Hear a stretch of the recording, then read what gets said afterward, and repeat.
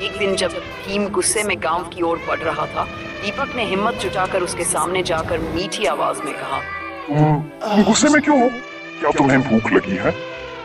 हाथी थोड़ा रुका, उसकी लाल आंखें दीपक को देखने लगी। परमानंदपुर के दीपक और खतरनाक हाथी की दोस्ती। परमानंदपुर गांव के पास एक घना जंगल था, जहां एक खतरनाक हाथी भीम रहता था। वह गुस्से में आकर कई बार गांव में तबाही मचा चुका था, जिससे सभी गांव वाले डरते थे। गांव में एक छोटा लड़का था, दीपक। वह जानवरों से बहुत प्रेम करता था। एक दिन जब भीम गुस्से में गांव की ओर बढ़ रहा था, दीपक ने हिम्मत जुटाकर उसके सामने जाकर मीठी आवाज में कहा, तुम गुस्से में क्यों हो? क्या तुम्हें भूख लगी है? हाथी थोड़ा रुका, उसकी लाल आंखें दीपक को देखने लगी। दीपक धीरे धीरे पास गया और उसे केले खाने को दिए। भीम ने पहले संकोच किया, फिर केले खाकर शांत हो गया। धीरे धीरे दीपक और भीम की दोस्ती गहरी हो गई। अब जब भीम गुस्से में होता, दीपक उसे प्यार से समझाता और खाना खिलाता। कुछ समय बाद भीम ने गांव में आना बंद कर दिया और गांव वालों को नुकसान पहुंचाना छोड़ दिया।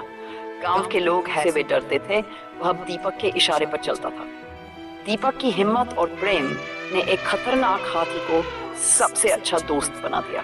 सीख, प्यार और धैर्य से सबसे बड़े संकट को भी हल किया जा सकता है। धीरे धीरे दीपक और भीम की दोस्ती पूरे गांव में मशहूर हो गई।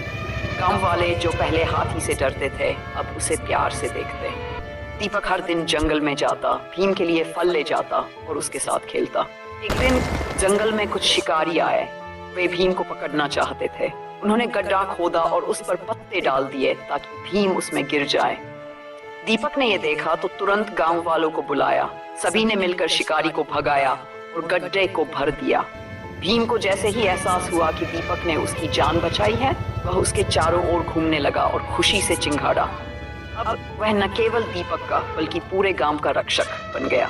इसके बाद परमानंदपुर में कोई भी जानवर या शिकारी गांव वालों को नुकसान नहीं पहुंचा सका, क्योंकि गांव की रक्षा खुद भीम करता था। दीपक की हिम्मत और दोस्ती ने पूरे गांव की तकदीर बदल दी। सीख, सच्ची दोस्ती न केवल दिलों को जोड़ती है